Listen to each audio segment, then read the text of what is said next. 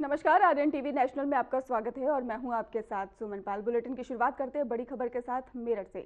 मेरठ में सीएम योगी आदित्यनाथ ने कहा कि खेलो इंडिया खेलो फिट इंडिया मूवमेंट सांसद खेलकूद और प्रतियोगिता ने जहां एक नई खेल संस्कृति को जन्म दिया है, वहीं पर पीएम मोदी की प्रेरणा से ही प्रदेश सरकार ने भी हर ग्राम पंचायत में बताते चले आपको खेल का मैदान और जनपद स्तर पर ही एक स्टेडियम का निर्माण और विधायक खेलकूद और ग्रामीण लीग प्रतियोगिता के माध्यम से खेल संस्कृति को एक नई ऊंचाइयां प्रदान करने का प्रयास किया है। तो मेरठ से आपको खबर बता रहे हैं, जहां पर सीएम योगी आदित्यनाथ ने प्रेरणा से सरकार ने ही ऐसा कहा, संदेश दिया। और मेरठ में सीएम योगी आदित्यनाथ ने कहा कि खेलो इंडिया खेलो फिट इंडिया मूवमेंट सांसद खेलकूद और प्रतियोगिता ने जहां एक नई खेल संस्कृति को जन्म दिया है, वहीं पर पीएम मोदी की प्रेरणा से प्रदेश सरकार ने भी हर ग्राम पंचायत में खेल का मैदान, जनपद स्तर पर ही एक स्टेडियम का निर्माण और इसके साथ ही विधायक खेलकूद और ग्रामीण लीग प्रतियोगिता के माध्यम से इस खेल संस्कृति को एक नई ऊंचाइयां प्रदान करने का भी प्रयास किया है।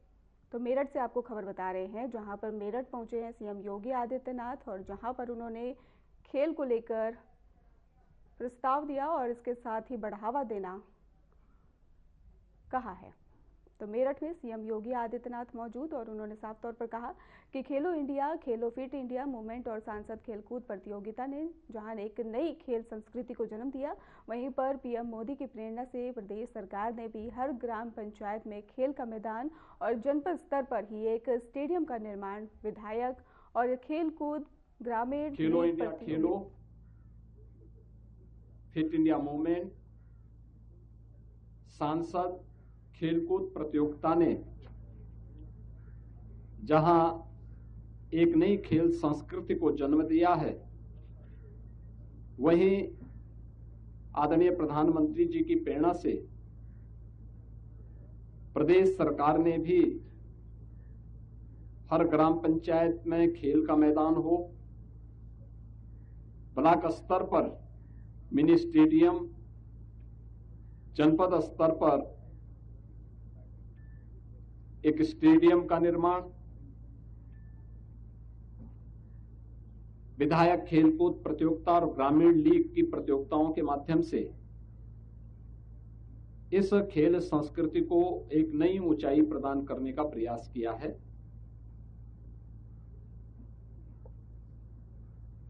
ये हमारा सौभाग्य है कि हॉकी के जादूगर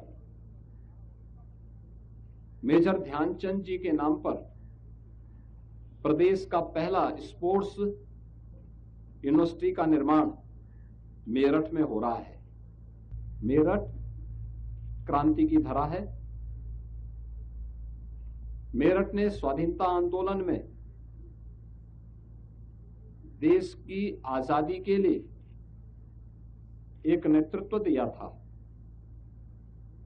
और मेरठ ने ही वन डिस्ट्रिक्ट वन प्रोडक्ट में स्पोर्ट्स आइटम को अपने जनपद का प्रोडक्ट भी बनाया। तो स्वाभाविक रूप से मेरठ का सबसे अधिक अधिकार बनता था स्पोर्ट्स यूनिवर्सिटी पे, और इसीलिए हम लोगों ने यहां पर सरधना में गंग नहर के किनारे 90 एकड़ क्षेत्रफल में, जिसमें अभी 10 एकड़ और हम देने जा रहे हैं, यानी 100 एकड़ क्षेत्रफल में प्रदेश के इस पहले स्पोर्ट्स यूनिवर्सिटी के कार्य का शुभारंभ किया। आदरणीय प्रधानमंत्री जी के कर कमलों से कार्य शुभारंभ हुआ था, जिसमें लगभग 250 करोड़ रुपए पहले चरण में सरकार ने इसके लिए स्वीकृत किए हैं और पहले चरण का कार्य यहां पर मार्च में संपन्न होगा। सेकंड फेज के लिए 200 करोड़ रुपए से अधिक के कुछ नए प्रोजेक्ट हम लोगों ने यहां पर दिए हैं, जिसको भी हमें आगे बढ़ाने के लिए मैंने यहां पे कहा है। और मेरा अनुमान है कि 31 मई 2026 तक हरियाणा के सोनीपत में मुख्यमंत्री योगी आदित्यनाथ ने एक धार्मिक कार्यक्रम में हिस्सा लिया। इस दौरान उन्होंने मूर्ति प्राण प्रतिष्ठा समारोह में शिरकत की और समारोह धार्मिक और सांस्कृतिक महत्व का था और जिसमें स्थानीय श्रद्धालु और गणमान्य लोग मौजूद रहे। और इसके बाद सीएम योगी ने 8 मान के भव्य भंडारे में भी हिस्सा लिया, जो भक्तों के लिए ये विशेष रूप से आयोजित किया गया था। इस भंडारे में लोगों को प्रसाद और भोजन वितरित किया गया। कार्यक्रम में उनकी उपस्थिति से ही आयोजन का गौरव बढ़ा है और इसके साथ ही श्रद्धालुओं में उत्साह देखने को मिला है।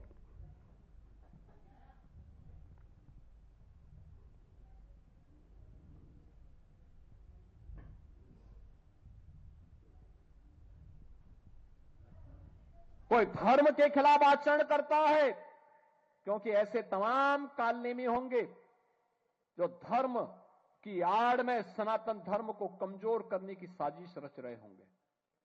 हमें उनसे सावधान होना होगा, उनसे सतर्क रहना होगा।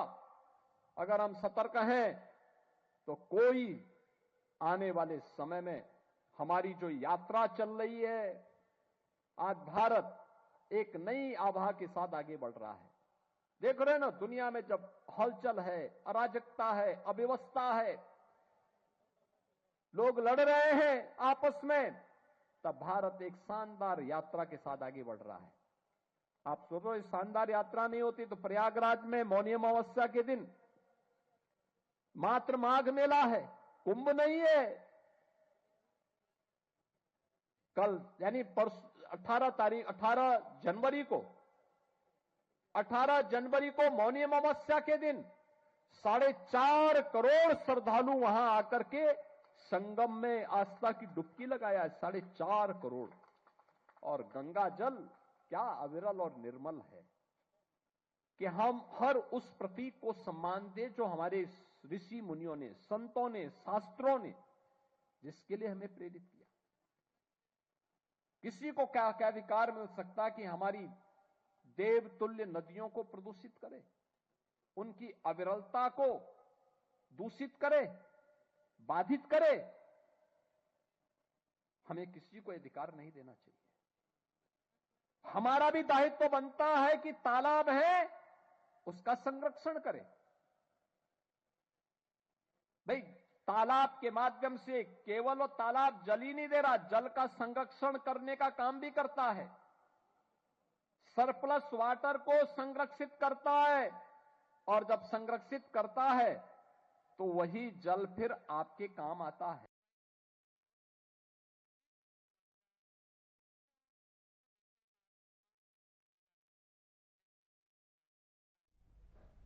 उन्नाव में बीजेपी प्रदेश अध्यक्ष पंकज चौधरी आज मृतक बीजेपी नेता हैप्पी राजपूत के घर पहुंचे और उन्हें श्रद्धांजलि अर्पित की। उन्होंने मृतक के परिजनों से बातचीत की है और उनके लिए आर्थिक सहायता का भरोसा भी दिया है। श्रद्धांजलि कार्यक्रम दही थाना क्षेत्र के ही मृतजा नगर में आयोजित किया गया और इस दौरान ही स्थानीय बीजेपी नेता और कार्यकर्ता भी मौजूद रहे। प्रदेश अध्यक्ष ने कहा कि पार्टी हमेशा अपने नेताओं और उनके परिवारों के साथ खड़ी रहती है।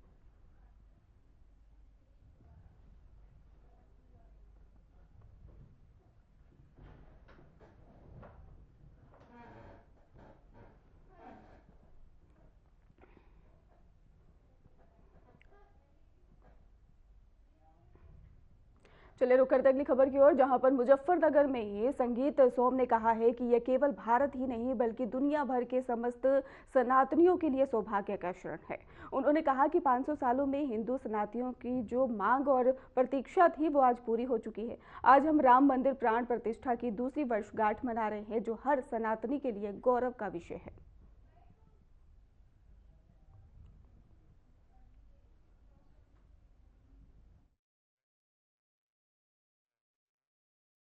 विधायक जी मुजफ्फरनगर पहुंचे थे आज राम मंदिर की बस। देखिए, आज राम मंदिर की जो इस दुनिया के, मैं देश की बात नहीं कर रहा, पूरे दुनिया के सनातनियों की जो 500 साल से इंतजार था, वो आज से 2 वर्ष, मतलब आज दूसरी वर्षगांठ है प्राण प्रतिष्ठा की, मंदिर की प्राण प्रतिष्ठा की। हम सब देश के और दुनिया के सनातनियों के लिए सौभाग्य की बात है।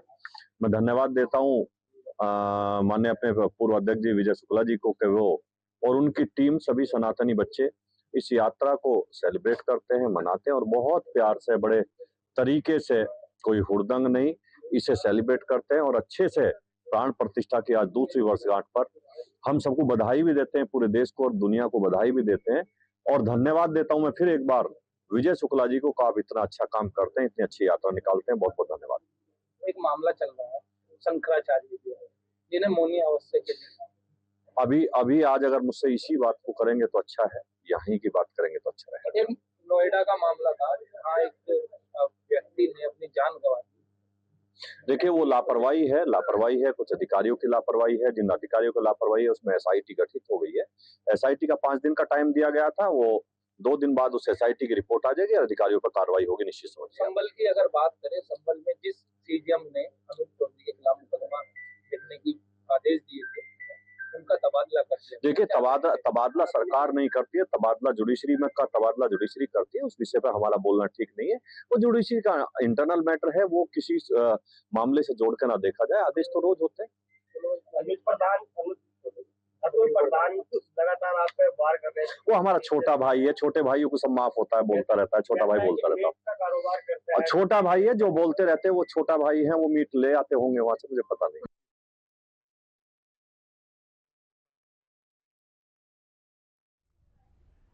स्वामी अविमुक्तेश्वरानंद ने मेला प्राधिकरण द्वारा जारी नोटिस को ही लेकर बड़ा बयान दे दिया है। उन्होंने कहा है कि बदसलूकी करने वाले अधिकारियों के खिलाफ कार्रवाई होनी चाहिए। स्वामी अविमुक्तेश्वरानंद ने स्पष्ट किया कि अगर नोटिस वापस नहीं लिया गया तो कानूनी कार्रवाई की ओर रख करेंगे और इसके साथ ही उन्होंने ये भी कहा कि आवंटन रद्द करना तो रद्द है।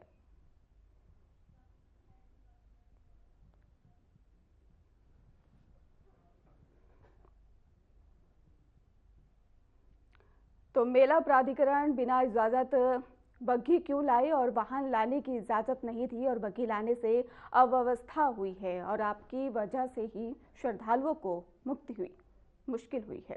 तो स्वामी अविमुक्तेश्वरानंद जिस पर सवार था वो बग्घी नहीं थी और बग्घी तो घोड़े खींचते हैं और पुलिस ने ही सन्यासियों को मारा है। शंकराचार्य जी का घोर अपमान हुआ है। तो जिस पर सवाल था वो बग्घी नहीं थी। मेला प्राधिकरण ने कहा कि बिना अनुमति बग्घी लाने से मेला क्षेत्र में ही अव्यवस्था हुई है और श्रद्धालुओं को कठिनाई का सामना करना पड़ा है। अधिकारियों ने स्पष्ट किया है कि वाहन लाने की इजाजत नहीं थी और इस कारण ही आयोजन प्रभावित हुआ।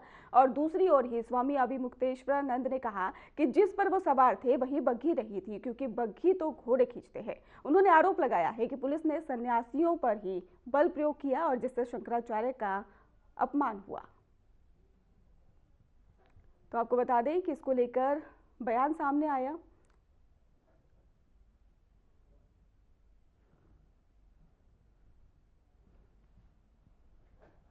नियम ये होता है कि हम लोग भी, मैं तो जगत गुरु हूँ, वो तो अभी जगत गुरु भी नहीं है। नियम ये है कि गंगा तक रथ से नहीं जाया जाता। जब पुलिस ने रोका था उनको कि आप मत जाइए, हम लोग स्वयं संगम में पैदल जाते हैं।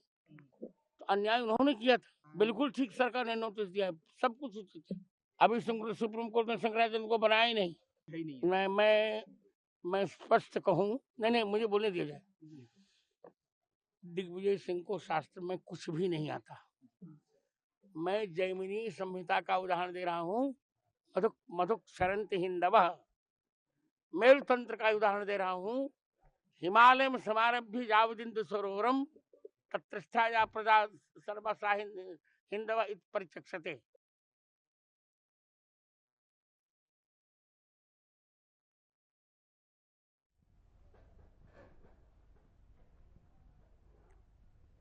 युवराज केस में जांच तेजी से जारी है। एसआईटी इस मामले की तरह हर तरह से बारीकी से पड़ताल भी कर रही है और टीम ने अब घटना के सीन को ही रिक्रिएट करने का भी फैसला किया है ताकि ये स्पष्ट हो सके कि घटना कैसे घटी। साथ ही फील्ड यूनिट गाड़ी की भी जांच करेगी। तो घटनाक्रम में शामिल थी पुलिस और एसआईटी के अधिकारी मौके पर मौजूद है और सभी सबूतों को सावधानी से इकट्ठा किया जा रहा है। इस मामले की जाँच लगातार चल रही है और जल्द ही आगे की जानकारी सार्वजनिक भी की जाएगी।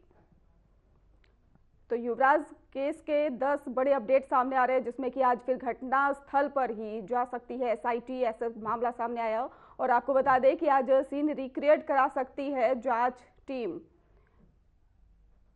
तो बड़ी अपडेट सामने आई है, जहां पर पिता की शिकायत पर एफआईआर मामले में जूनियर इंजीनियर निलंबित और सरकार ने सीईओ को हटाया और 3 सदस्यीय एसआईटी को ही सौंपी गई।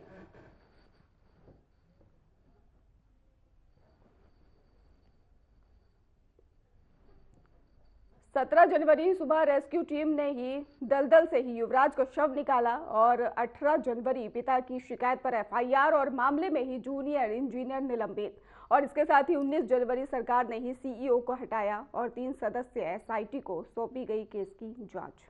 और 20 जनवरी की बात करें तो आरोपी बिल्डर अभय को ही नोएडा पुलिस ने गिरफ्तार किया।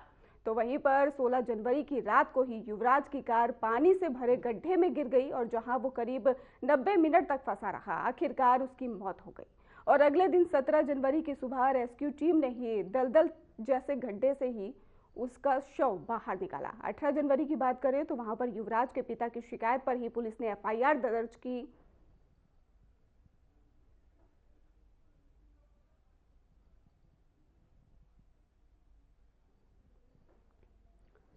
तो टीम की जांच लगातार जारी रही और युवराज केस में 10 बड़े अपडेट सामने आए। आज फिर से घटनास्थल पर ही जा सकती है एसआईटी, ऐसा मामला सामने आया और आज सीन रिक्रिएट कर सकती है जांच टीम। बड़ी अपडेट सामने आ रही है। इंजीनियर की गाड़ी की ही टेक्निकल जांच भी होगी और आज कई लोगों से ही पूछताछ कर सकती है एसआईटी।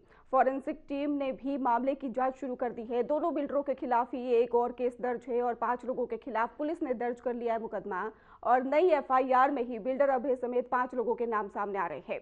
27 जनवरी तक ही न्यायिक हिरासत में बिल्डर अभय और पीड़ित परिवार से मिले हैं बीजेपी सांसद महेश शर्मा।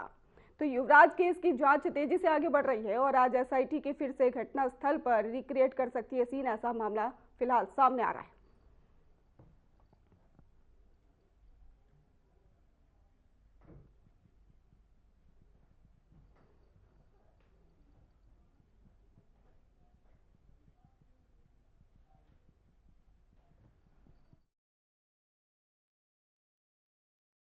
सवाल ये नहीं है कि वो पार्टी कर करके आया था या किस जगह पर घटना हुई है। घटना होने के बाद सरकार और तमाम सरकार के जो विभाग हैं वो आखिरकार उसकी जान क्यों नहीं बचा पाए। और उस समय जब अधिकारी और तमाम लोग पहुंच गए थे, सुनने में आ रहा है कि ठंडा पानी होने के कारण कोई आगे नहीं बढ़ा हो, जान बचाने के लिए कोई आगे आया भी नहीं। अगर किसी वजह से जान गई है तो सरकार की लापरवाही की वजह से उस इंजीनियर की जान गई है। ये बहुत ही दुखद मसला था। सरकार ने इस बात को संज्ञान में लिया है, एक एसआईटी कमेटी बनाई है और जो भी दोषी होगा लापरवाही का या जानबूझ करके लापरवाही का, उस पर कड़ी कार्रवाई होगी जो आगे नजीर बनेगी।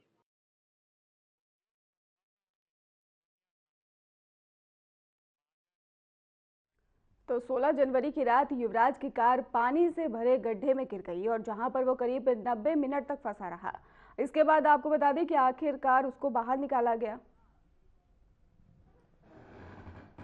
और तस्वीरें अब आपको दिखा रहे हैं जहां पर 16 जनवरी को ही जब डूबकर मौत हुई थी वो तस्वीरें आपको दिखा रहे हैं। इसके साथ ही हम 16 जनवरी को ही मामले को लेकर एफआईआर जो दर्ज हुई थी वो भी तस्वीरें हम आपको दिखा रहे हैं। और इसके साथ ही आपको बता दें कि तस्वीरों के जरिए हम आपको समझाने की कोशिश कर रहे हैं कि युवराज केस में एसआईटी की जांच आखिरकार जारी है और किस तरीके से ये केस जो है इतना बड़ा हो गया।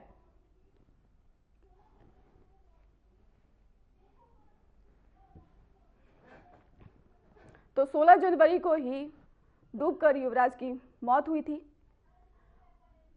और 18 जनवरी को माफ कीजिएगा एफआईआर हुई थी और 19 जनवरी को सीएम योगी आदित्यनाथ ने इस पूरे मामले को लेकर एक्शन लिया था। सीईओ और जीई पर ही गाज भी गिरी थी, उसी की तस्वीरें भी हम आपको लगातार दिखा रहे हैं टीवी स्क्रीन पर। और जांच के लिए एसआईटी का गठन भी किया गया था। वहीं पर 20 जनवरी को ही गाड़ी जो है वो बाहर निकाली गई थी और इसके साथ ही आपको बता दें कि 20 जनवरी को ही बिल्डर को भी गिरफ्तार कर लिया गया था। फिलहाल आपको बताएं कि नई एफआईआर दर्ज की गई जिसमें 5 लोगों के नाम भी शामिल बताए जा रहे हैं। तो बड़ी अपडेट युवराज को लेकर तस्वीरों के जरिए लगातार हम आपको समझाने की कोशिश कर रहे हैं पूरा केस क्या था और पूरा मामला क्या था।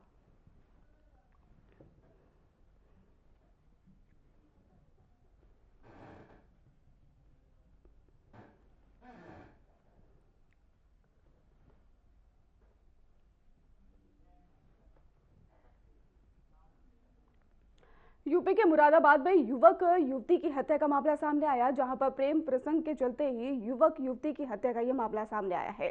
तो आपको बता दें कि लड़की के भाइयों ने ही प्रेमी युगल की हत्या कर दी और जिसके बाद बताया जा रहा हत्या कर दोनों के शवों को ही जंगल में फेंका गया है और पुलिस ने दोनों भाइयों को गिरफ्तार भी किया है। तो यूपी के मुरादाबाद में ही प्रेमी जोड़े का शव मिलने से हड़कंप मच गया है। माना जा रहा है कि यह हत्या प्रेम प्रसंग के चलते किया गया है। उमरी गांव के रहने वाले काजल और अरमान 3 दिन पहले ही एक साथ घर से लापता हो गए थे और दोनों के परिवार ने गुमशुदगी की रिपोर्ट दर्ज करवाई थी। पुलिस को ही तफ्तीश के दौरान गांव से ही कुछ दूरी पर मंदिर के पीछे जंगल में दोनों के शव मिले हैं।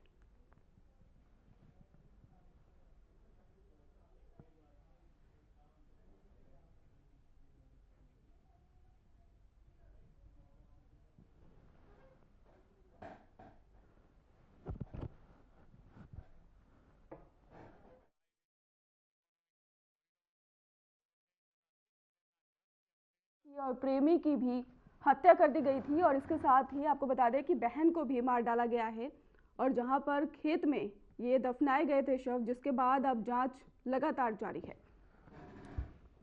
तो झूठी शान और इंसान बना हैवान, ये मामला साफ तौर पर यहाँ पर फिट बैठता दिखाई दे रहा है। झूठी शान में हत्या का ये मामला सामने आया, जहां पर प्रेमी युगल की हत्या कर दी गई है।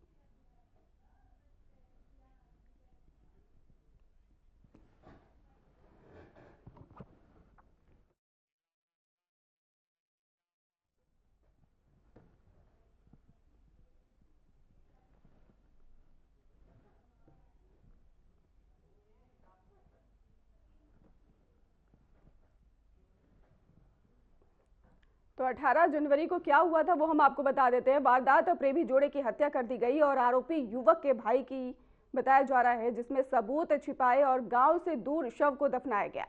तो वजह अरमान काजल का प्रेम प्रसंग था, जिसकी वजह से यह हत्या कर दी गई। जगह पाकर बड़ा थाने का ही सब्जीपुर गांव बताया जा रहा है। खुलासा कैसे हुआ इसके बारे में भी बताएंगे कि अरमान के घर वालों ने गुमशुदगी दर्ज कराई और जिसके बाद ही पुलिस का एक्शन भी सामने आया। युवती के 2 भाई हिरासत में हैं और पूछताछ के बाद ही दोनों के शव बरामद भी कर लिए गए हैं। काजल अरमान दोनों को हत्या का मामला यहाँ पे सामने आया।